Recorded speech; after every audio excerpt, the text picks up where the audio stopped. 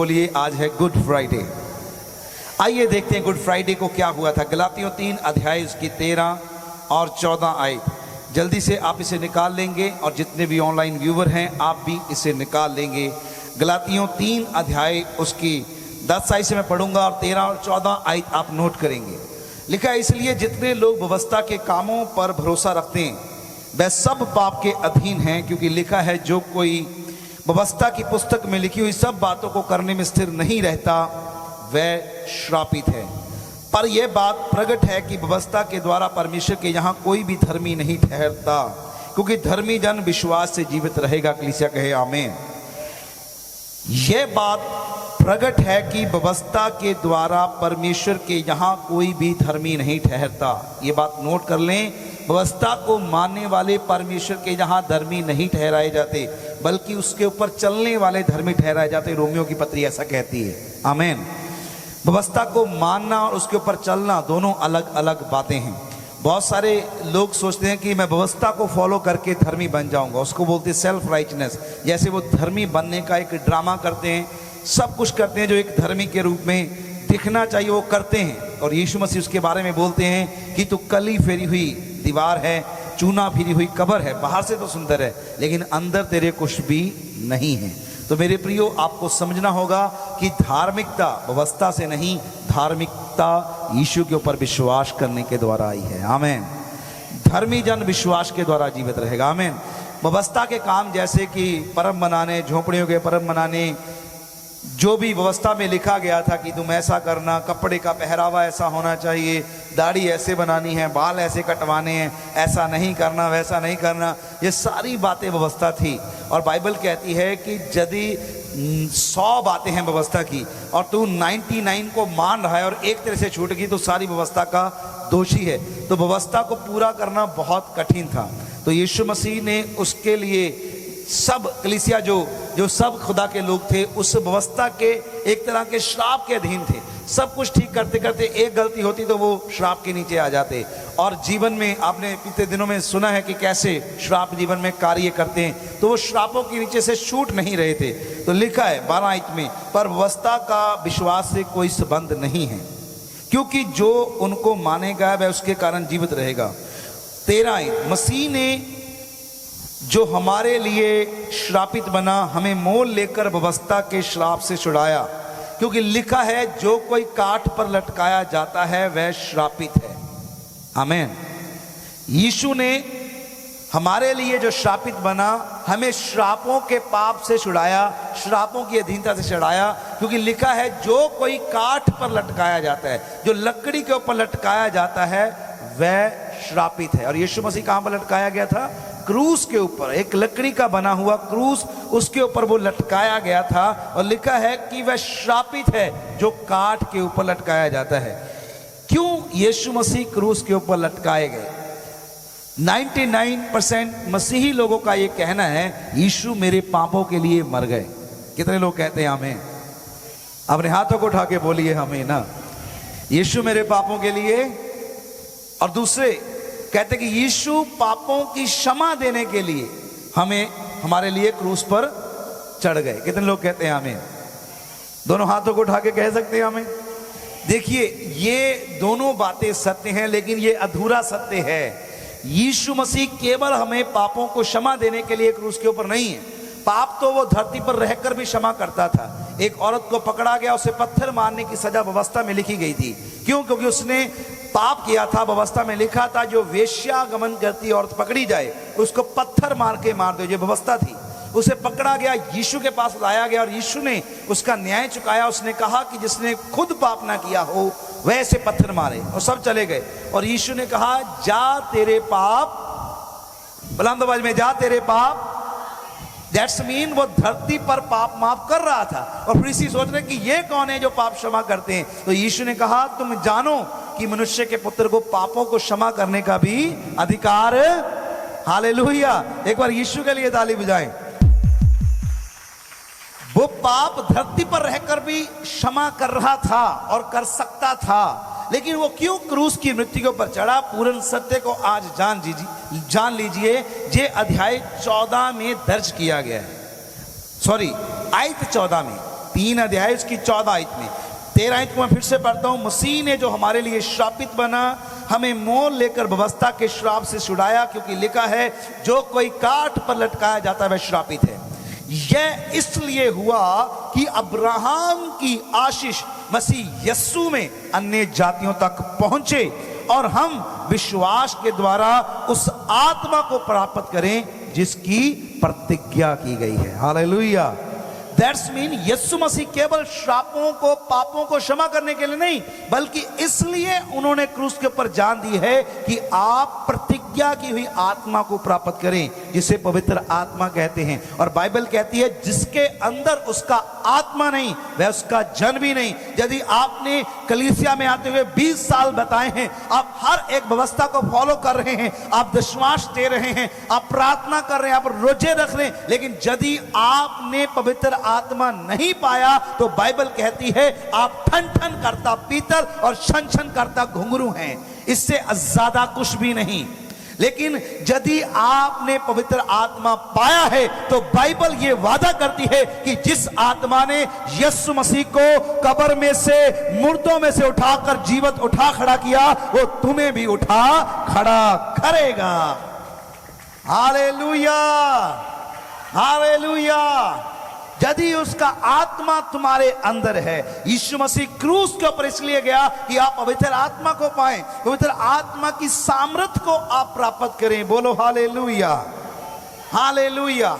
देखिए, जब यीशु मसीह ने पाक मेज लगाया था, उस पाक मेज के ऊपर कुछ अहम बातें हुई थी। आप मेरे साथ देख सकते हैं यूहन्ना की अंजील उसका 14 अध्याय से ये शुरू हो जाता है। 13 अध्याय में मेज सजती है, मेज के ऊपर ही जो सारा टॉक है, और हम 16 अध्याय को पढ़ेंगे।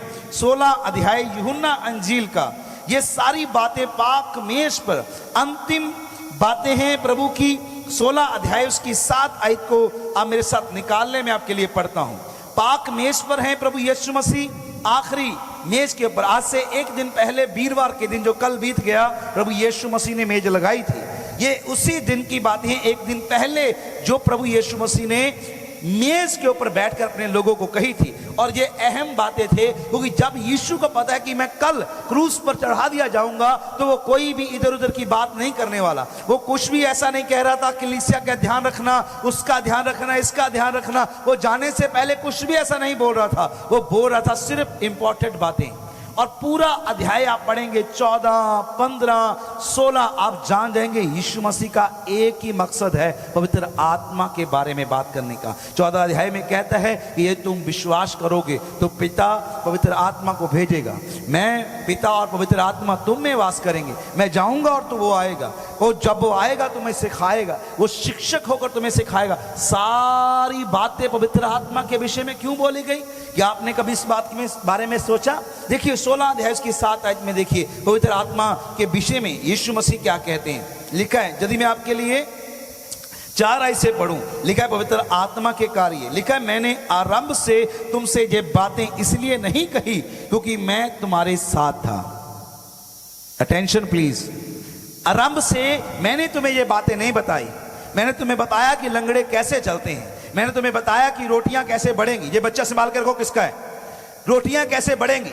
मैंने तुझे सिखाया कि अंधों की आंखें कैसे खुलनी है। मैंने तुझे सिखाए दृष्टांत, मैंने तुझे सिखाया कि दृष्टांतों का क्या अर्थ है। लेकिन ये बातें मैंने तुझे नहीं सिखाई। ये बातें कहां पर हो रही है? मेज के ऊपर बैठकर। बोलो हालेलुया। मेरे साथ रहिए। मेज के ऊपर बैठकर यीशु मसीह ने कहा, मैंने आरंभ से तुमसे ये बातें इसलिए नहीं कही क्योंकि मैं तुम्हारे साथ था, लेकिन अब तुम्हारे साथ नहीं रहूंगा। दैट्स मीन ये बातें बड़ी इंपॉर्टेंट है, कलीसिया को इसके बारे में समझने की जरूरत है। ऐसा नहीं कि आप गुड फ्राइडे के दिन आए, नाचे गाए और चले गए, हो गया ईस्टर, मना लिया ईस्टर और अच्छे अच्छे कपड़े पहन लिए, धूम मचाई और चले गए। लेकिन जब तक हम प्रभु यीशु मसीह की सलीबी मौत को नहीं समझेंगे, मकसद को नहीं समझेंगे, तो मेरे प्रियो हमारा ईस्टर मनाना और प्रभु में आना कहीं ना कहीं अधूरा माना जाएगा और हम पाकर भी कुछ खो देंगे। इसलिए हम खोने के लिए नहीं बल्कि पाने के लिए चर्चाते हैं। कितने लोग कहते हैं आमीन? कहता है, मैंने आरंभ से तुमसे ये बातें इसलिए नहीं कही क्योंकि मैं तुम्हारे साथ था, परंतु अब मैं अपने भेजने वाले के पास जाता हूं और तुम में से कोई मुझसे नहीं पूछता तू कहां जाता है। परंतु मैंने जो बातें तुमसे कही हैं इसलिए कि तुम्हारा मन शोक से भर गया है। तुम इस बात को लेकर उदास हो गए हो कि यीशु मसीह चला जाएगा। कहता अब मैं तुमसे ये बातें कर रहा हूं, मेरा जाना जरूरी है। तुम शोक मत मनाओ, तुम पतरस के मनाई मत करो कि हे प्रभु तुम्हारे साथ ऐसा ना हो, ऐसी सलीब तुझे। उसने कहा शैतान दूर हट, तू परमेश्वर की योजनाओं के आड़े में आता है। तुम शोक मत करो क्योंकि मेरा जाना जरूरी है। लिखा है 7 आई, तो भी मैं तुमसे सच कहता हूं कि मेरा जाना तुम्हारे लिए क्या है। बुलंद आवाज में कहें कलीसिया क्या है। बुलंद आवाज, भाइयों की तो आवाज ही नहीं निकलती, घर में निकलती, चर्च में नहीं निकलती। अरे बोला कीजिए, मेरा जाना तुम्हारे लिए हैं जी। क्या है जी? अभी भी नहीं आ रही। क्या है जी? खुद खुदावंद ने कहा कि मेरा क्रूस के ऊपर चढ़ना, उस दुनिया को छोड़ना अच्छा है तुम्हारे लिए। क्यों अच्छा है? क्योंकि यदि मैं ना जाऊं तो वह सहायक अर्थात पवित्र आत्मा तुम्हारे पास आएगा नहीं, मैं जाऊंगा तो वो। Hallelujah, hallelujah. यीशु का जाना अच्छा है क्योंकि पवित्र आत्मा तुम्हारे लिए भेजा गया है। कितने लोग कहते हैं आमीन?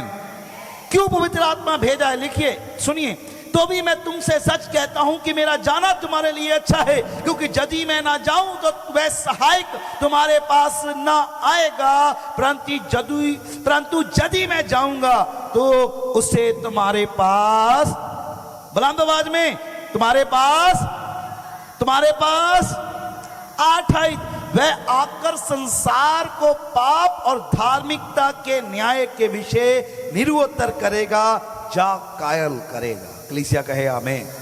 पवित्र आत्मा जब आएगा वो कलीसिया को क्या करेगा? पाप और धार्मिकता के विषय में कायल करेगा। जब पवित्र आत्मा आपके जीवन में आता है, मालूम क्या होता है? आपको पता चलता है कि ये जो रास्ते हैं ये गलत है, ये पाप है, ये गलत है। ये ठीक उसी तरह होता है जैसे बीड़ी पीने वाला कभी भी बीड़ी की बदबू को नहीं जानता। जो बीड़ी नहीं पीता उसको उसकी बदबू का एहसास है। जिन औरतों के मर्द बीड़ी, जर्दा, सिगरेट पीते हैं, उन औरतों से पूछें उनके मुख से कितनी गंदी बदबू आती है, वो आपको बेहतर बताएंगी।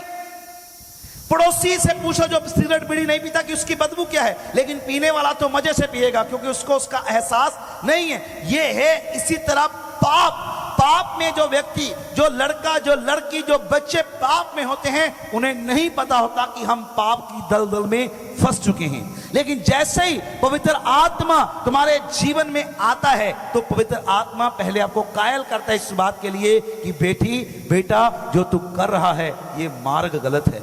आपके हार्ट को वो तोड़ देता है, फाड़ देता है। जैसे एक हार्ट को एक बड़ी मिसाइल दाग दी जाए, उसके टुकड़े टुकड़े कर देता है, फिर बंदा कायल होता है धार्मिकता के लिए।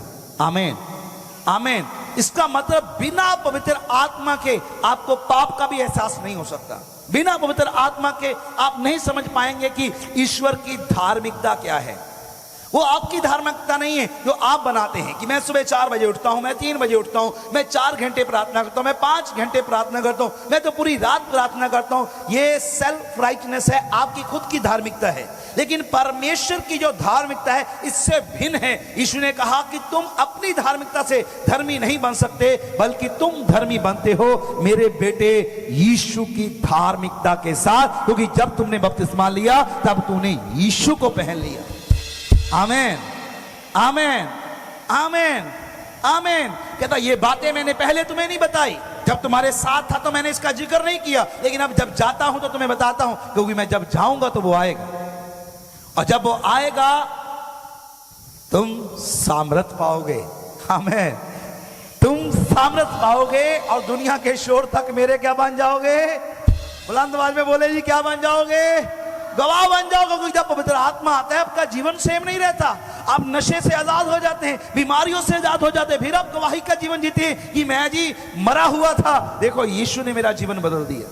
वही पवित्र आत्मा जब आता है वो जिंदगियां बदलता है, वो सामर्थ के साथ आता है। ये पवित्र आत्मा को पाने के लिए एक बात समझ लीजिए, ये कोई ऐसा नहीं है कि आप किसी चौकी में गए और ढूम डकाचिक चला और यूं सर घुमाया और बाल खुल गए और बोले कि आ गए जी बाबा जी। तो ये वो वाला बाबा जी नहीं है। पवित्र आत्मा रियल गॉड है। 3 परमेश्वर की त्रि एकता, पिता, पुत्र और पवित्र आत्मा। पिता का युग था, पुत्र का युग था, पवित्र आत्मा का युग है। ये पूर्ण परमेश्वर है। जैसे मैं किसी के बारे नहीं कर, मैं अपनी बात बताता हूं। यदि आपके घर में कोई फंक्शन है और आप पर्सनली आकर मुझे इनविटेशन नहीं देंगे कि आपको अवश्य आना ही है करके, तो मैं कभी भी आपके घर में नहीं आता। आप फोन पे कहेंगे हमारे घर आ जाइए, मैं नहीं आऊंगा। पर्सनली आप आके इनवाइट करते हैं कि आपको आना है, खाना है, जब आप विश करते हैं तब हम आपके घर में उस फंक्शन का हिस्सा होते हैं। जब आप भी ऐसा ही करते होंगे, बिना बुलाए कोई शादी में जाता है आप में से, बिना बुलाए किसी बर्थडे पार्टी में जाता है, आप क्या कहते हैं, जो मेरे को कौन सा उन्होंने बुलाया। तो मेरे प्रियो, जब आप इतने जेंटलमैन हैं, इतने भद्र पुरुष हैं कि बिना बुलाए कहीं नहीं जाते, तो खुदा का आत्मा तो अति पवित्र है, वो बिना बुलाए किसी के भी पास, किसी के भी ऊपर जाता नहीं है। दैट्स मीन पवित्र आत्मा आपके ऊपर उसकी तरह नहीं आएगा कि तुम आए चर्च में घूमने। जब तक आप पुकार नहीं उठते, आपके दिल की गहराइयों से जब आप पुकार नहीं उठते कि खुदा मैं तेरे बिना अधूरा हूं, मेरी तो जान निकली जा रही, प्रभु मुझे तू चाहिए, प्रभु पवित्र आत्मा मुझे तेरा अभिषेक चाहिए, कैसे आता है मुझे नहीं पता, प्रभु मुझे चाहिए। जब आप अंदर गहराइयों से पुकारते हैं तो पवित्र आत्मा उस भद्र पुरुष की तरह आपकी लाइफ में एंटर करता है। हालेलुया, बुलंद आवाज में बोला करो हालेलुया। जब आप हालेलुया बोलते, लल्ली छल्ली शैतान तो वैसे ही कांपने लग जाते हैं। बोला करो हालेलुया, हालेलुया। क्योंकि हालेलुया का मतलब होता है कि परमेश्वर की महिमा हो, परमेश्वर की बड़ाई हो। जब आप हालेलुया कहते हैं तो आप परमेश्वर की बड़ाई होने की घोषणा करते हैं। एक बार बुलंद आवाज करके बोले हालेलुया, हालेलुया, हालेलुया। ये ललकार है आपकी। तो पवित्र आत्मा देने के लिए यीशु मसीह क्रूस पे बाइबल की सभी आयतें ढूंढ लें। पवित्र आत्मा क्यों पाना चाहिए? क्योंकि पवित्र आत्मा जब आप पाते हैं, बाइबल कहती है जिसमें उसका आत्मा नहीं वह उसका जन नहीं, और जिसके अंदर वो आत्मा है वह आत्मा जिसने यीशु को मुर्दों में से जिलाया वो उसे भी क्या करेगा? जलाएगा। मुर्दों में से जुटना परमेश्वर की महिमा है। ओए बच्चों, क्या है? महिमा है। मुर्दों में जीतना ये ग्लोरीफाई है, महिमा हुई, कोई मुर्दों में से जी उठा। यीशु को ये महिमा मिली। यीशु ने कहा कि मेरी महिमा, प्रभु अपनी महिमा के साथ कर जो शुरू से थी, और आकाशवाणी हुई कि ये मेरा पुत्र है और मैंने इसकी पहले भी महिमा की है, अब फिर से इसकी महिमा करूंगा। आमीन। आइए महिमा के विषय में आपको बताना चाहता हूं। एक शब्द पढ़ लीजिए, यूहन्ना की अंजील उसका 7 आयत। जब पर्व चल रहा है झोंपड़ियों का, और 37 आयत में आप देखिए, यूहन्ना 7 अध्याय 37 आयत, यीशु पर्व में है।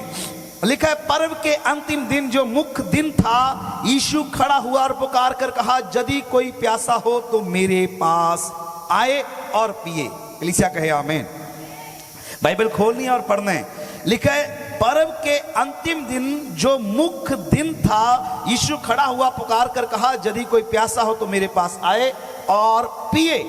जो मुझ पर विश्वास करेगा, जैसा पवित्र शास्त्र में आया है, उनके हृदय में से जीवन जल की नदियां बह निकलेंगी। कलीसिया कहे आमीन। एक बहुत बड़ी स्टेटमेंट है यीशु की। कहता जो मेरे पास आएगा, कौन? जो प्यासा हो, भूखा हो, कि प्रभु मुझे चाहिए करके। ऐसे नहीं कि आप आए और आ गया। प्यासे की तरह, एक हिरनी जैसे पानी के लिए तड़पती है, प्यासी रहती, वैसी प्यास। कहता यदि कोई प्यासा हो तो मेरे पास आए, मैं उसे ऐसा जीवन जल दूंगा। कलीसिया कहे आमीन, आमीन। ऐसा जीवन जल जो उसके अंदर से नदियां बन के फूट निकले। दैट्स मीन, आप जब पवित्र आत्मा पाते हैं, केवल वो आपको जीवन देने के लिए नहीं होता, आपके अंदर से जब वो उमड़ता है, जब आप लोगों से बातचीत करते हैं, टॉक करते हैं, लोग पापों से मन फिराते हैं और परमेश्वर का राज्य बढ़ता है। दूसरों को जीवन देने वाला पानी। ताड़ियां निक्कियां भी है तो फिक्कियां भी है। Hallelujah, hallelujah, hallelujah. कहता कोई प्यासा तो मेरे पास आए और पिए। जो मुझ पर विश्वास करेगा, जैसा पवित्र शास्त्र में आया है, उसके हृदय में जीवन जल की नदियां बह निकलेंगी। उसने यह वचन पवित्र प्रार्थना के दिन, 10वें दिन, पेंटिकोस्ट के दिन, जो 50वां दिन था यहूदियों के पर्व के अकॉर्डिंग, हालेलुया, 35 कोस के दिन पवित्र आत्मा आग के समान पृथ्वी पर हमेशा हमेशा के लिए उतर आया। Hallelujah, hallelujah, hallelujah, hallelujah. यीशु ने कहा मैं इसलिए आया हूं। एक बार आप बाइबल को पढ़ें जरा, देखिए मैं करेक्ट एग्जैक्ट हूं या नहीं हूं। 10 अध्याय यूहन्ना उसकी 10 आयत, यूहन्ना 10 अध्याय उसकी 10 आयत लिखा है, चोर किसी और काम के लिए नहीं परंतु केवल चोरी करने और घात करने और नष्ट करने को आता है। मैं इसलिए आया कि आप चंगाई पाएं। ऐसा लिखा है। हैं जी, आवाज बुलंद करें, लिखा है। अच्छा दोबारा पढ़ता हूं, मैं इसलिए आया कि तुम्हारे कारोबार बड़े हो जाएं। बोलिए, बुलंद आवाज कीजिए। बार बार करेंगे, लाइव वाले देखेंगे कि इनकी कलीसिया लगता वो बोलने वाली कलीसिया नहीं, जवाब देने वाली कलीसिया नहीं। इसलिए जब आप ऊंचा आवाज में बोलेंगे तो मेरे माइक में आवाज आएगी और आपकी आवाज दुनिया के शोर तक जाएगी। फिर से पूछता हूं, मैं इसलिए आया कि तुम अमेरिका का वीजा पाओ। मैं इसलिए आया कि तुम्हारी पथरियां पिघल जाएं। मैं इसलिए आया कि तुम्हारा कैंसर चंगा हो जाए।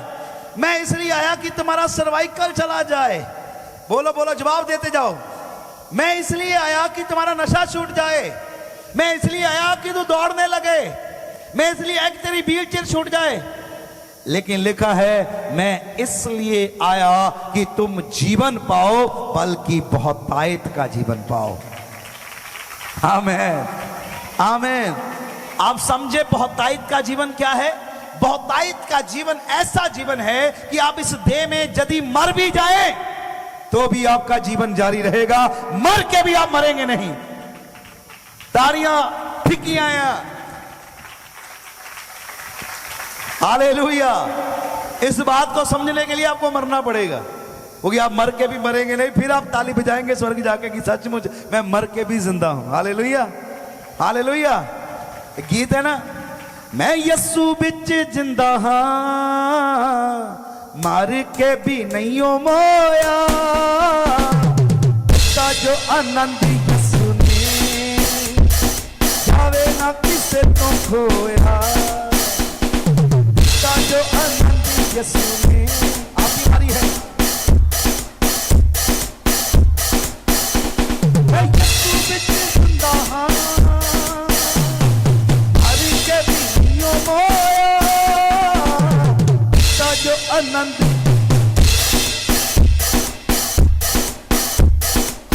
जितना जो आनंद, भाइयों की आवाज आए।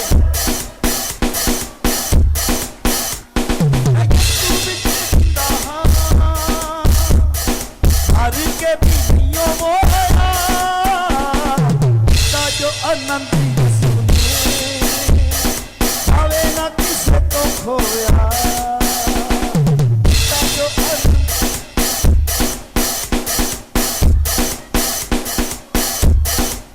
हालेलुया। जो मर भी जाए वो जीवन जारी रखेगा। आमीन। ऐसा जीवन, अनंत जीवन, अनंत समझते हैं, अनंत, अनंत काल, अटर्नल इंग्लिश का वर्ड है, अटर्नल लाइफ, जो कभी खत्म ही नहीं होगी। आप कहेंगे किसी की भी खत्म नहीं होती, मरने के बाद तो शरीर मरता है, आत्मा जीवित रहता है। लेकिन बाइबल में लिखा है दूसरी मृत्यु के बारे में। जब आप प्रकाशित वाक्य 21 अध्याय पढ़ते हैं, लिखा है कि झूठ बोलने वाले, बुत प्रस्त, लड़ाई झगड़े, टूना टप्पण करने वाले, सबका भाग झील में मिलेगा जो आग और गंधक से जलती है। और यह दूसरी मृत्यु है। आत्मा को नाश करने का अधिकार केवल ईश्वर के पास है, प्रभु के पास है। और जो खुदावंद के लोग नहीं रहेंगे उनका आत्मा नरक की झील में अनंत काल के लिए डाल दिया जाएगा। आत्मा मरेगा नहीं, याद रखिए। उसकी आत्मा को, क्योंकि आत्मा परमेश्वर का अंश है, शरीर नहीं, आत्मा। और आत्मा कभी मरता नहीं, ये बात याद रखिए। लेकिन आत्मा को दुख की पीड़ा में जाने के लिए नरक के आग में, नरक के कुंड में डाल दिया जाएगा। बाइबल में लिखा है कि तब कोई प्रार्थना काम नहीं आएगी। कोई भी प्रार्थना कार्य नहीं करेगी। क्योंकि बाइबल में यीशु मसीह ने कहा कि एक धनी व्यक्ति था जो एक पापी बंदा था, उसके दरवाजे पे एक लाजर बीमार बंदा आया करता था जो धर्मी था, उसके मुख से जो गिरता था, उसके टेबल से वो चूर चार वो खाया करता था। एक दिन ऐसा आया, बाइबल कहती लाजर मर गया, और ऐसा लिखा है उसके बाद धनी भी मर गया, और ऐसा लिखा है कि धनी को कब्र में रख दिया गया। और ऐसा नहीं लिखा कि लाजर का क्या हुआ, क्योंकि कब्रें तब खरीदी जाती थी, बेची जाती थी। आज भी कब्र खरीदनी पड़ती है, जब कोई मरता है तो कब्रिस्तान में जाकर पैसा देना पड़ता है कब्र खोदने के लिए। उस समय भी कब्रें खरीदी जाती थी, लेकिन इस कंगाल के पास तो कब्र भी नहीं थी। यीशु ने कहा दोनों मर गए, और जब उनकी आंखें खुली तो लाजर की आंख कहां खुली है जी? अब्राहम की गोद में। और ये धनी की आंख कहां खुली है? नरक के कुंड में, जहां आग का ताप इतना ज्यादा था। और एक बात सामान्य मुझे लगी कि आत्मिक आंखें चाहे वो पापी की हो चाहे धर्मी की हो, बड़ी दूर तक जाती है। आत्मिक आवाज बड़ी दूर तक जाती है। जब आप आत्मा से किसी को याद करके हजारों हजारों मील, हो सकता है कि आपके परिवार का कोई मेंबर हजारों मील दूर बैठे, अब आत्मा में कहते परमेश्वर तो ये शुद्ध है, तो आपकी आवाज वहां पहुंचती है, क्योंकि आत्मा की आवाज बहुत तक पहुंचती है। बाइबल इसके बारे में बयान करती है कि जब ये धनी व्यक्ति, ऊपर मत देखिए इधर देखिए, जब धनी व्यक्ति नरक के कुंड में है तो ये प्रार्थना कर रहा है, ये कह रहा है कि लाजर एक उंगली का तुपका पानी में डिबोकर मेरी जीभ पर रख दे, क्योंकि मैं प्यास से मरा जा रहा हूं। दैट्स मीन आत्मा को प्यास भी लगती है, वो तड़प रहा था, लेकिन आवाज आती है कि यहां से वहां कोई नहीं जा सकता, वहां से यहां कोई नहीं आ सकता।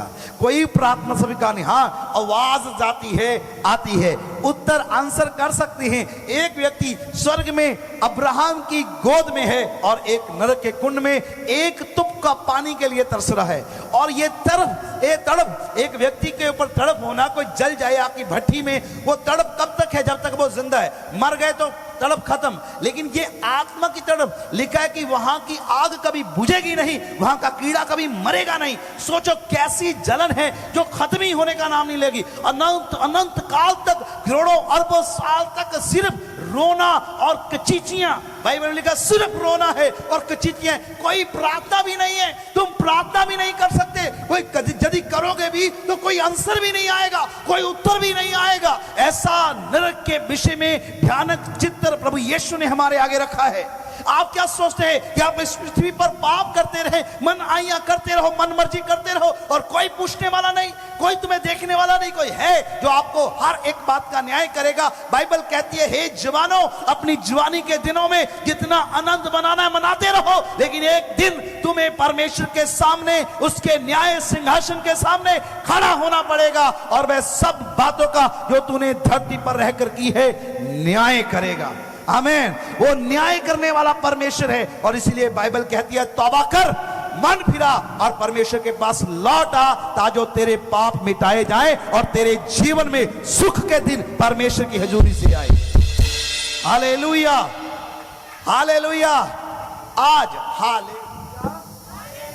हालेलुया, बुलंद आवाज हाथ ऊपर करके बोलते हालेलुया। लगता मुझे एबीसी से सिखाना पड़ेगा फिर से। Hallelujah, hallelujah, hallelujah. आप छूट नहीं पाएंगे। यदि उसके शिकंजे में पड़ गए तो अभी आपके पास मौका है। मैं आपको इनविटेशन देता हूं, अभी आपके पास समय है। अभी यदि आप प्रार्थना करेंगे कि प्रभु मैं नरक के जीवन में जी रहा हूं, पाप कर रहा हूं, तो आपकी प्रार्थना का उत्तर आएगा, 101% आएगा, गारंटी है। आमीन। यदि आज आप प्रार्थना करेंगे कि परमेश्वर मेरे जीवन को बदल दे, मेरे जीवन में आ जा, तो वो 101% आपके जीवन में एंटर करेगा, क्योंकि अभी आपके पास मौका है। अभी आप मरे नहीं हैं, अभी आपके पास मौका है कि आप अपने जीवन को पवित्र करके, पवित्र आत्मा को पाकर यीशु के जन बन जाए। फिर यदि आप मर भी गए तो भी जीवन जारी रहेगा, मरने के बाद भी जीवन है और वो जारी रहता है। Hallelujah, hallelujah, hallelujah. यदि आपको इस जीवन की आवश्यकता है तो मेरे प्रियो, ये किसी दूसरे व्यक्ति के द्वारा नहीं आता, ये किसी मैन ऑफ गॉड के थ्रू नहीं आता। ये आता है जब आप पुकारते हैं कि प्रभु मुझे तेरी जरूरत है। हालेलुया।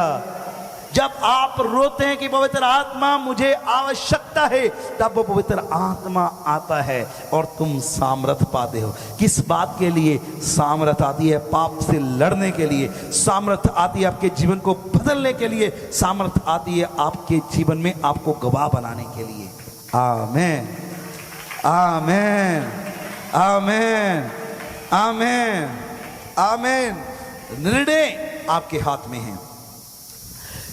आज गुड फ्राइडे है। निर्णय आपके हाथ में है कि आपको यही घिसा पिटा पाप वाला जीवन जारी रखकर सदा की मृत्यु का जीवन पाना है, या फिर आज इस गुड फ्राइडे के ऊपर अपने जीवन को यीशु के लिए दे देना। यीशु तो आपके लिए कुर्बान हो गया, लेकिन आज वो आपकी कुर्बानी चाहता है कि मेरे बेटे, मेरी बेटी, क्या तू अपना जीवन मुझे समर्पित करेगी? क्या तू मेरे लिए सैक्रिफाइस करेगी? क्या तू अपनी बुराइयों को, अपने गलत बातों को, अपने गलत जीवन को बलिदान करके मेरे पास आएगी, आएगा? तो यदि आप तैयार हैं आज गुड फ्राइडे के लिए, तो मैं कहता हूं आज का दिन आपके जीवन में लाइफ चेंजिंग टेस्टमनी का दिन है, यीशु मसीह के नाम में। हालेलुया। लाइफ चेंजिंग टेस्टमनी का दिन है यीशु मसीह के नाम में। मैं कहता हूं लाइफ चेंजिंग का दिन है यीशु मसीह के नाम में। फिर आप समझ जाएंगे कि गुड फ्राइडे को, जिस दिन यीशु क्रूस पर मर गया, उसे गुड क्यों कहा जाता है? क्योंकि जब आपका जीवन बदल जाएगा, आपके परिवार का जीवन बदल जाएगा, तब आप समझेंगे कि यीशु मेरे लिए मारा गया, गाड़ा गया और तीसरे दिन। Hallelujah, hallelujah. तो मैं आपको ऐसे ही छोड़ना नहीं चाहता। जितने भी लाइव भी देख रहे हैं, मैं आपको मौका देता हूं अपने पापों से मन फिराने का। मैं चाहता हूं जहां कहीं से भी आप देख रहे हैं, बैठे अपने घुटनों के बल आ जाएं और प्रार्थना में सहभागी हो जाएं। अपने अपने घुटनों के बल आकर आज प्रभु से कह दें कि परमेश्वर, मेरा सब कुछ तेरे लिए है, मेरा सब कुछ तेरे लिए है। हालेलुया। ओ रिबा शाठा रबाना मंद्रिया लेब्रोसो को नमन।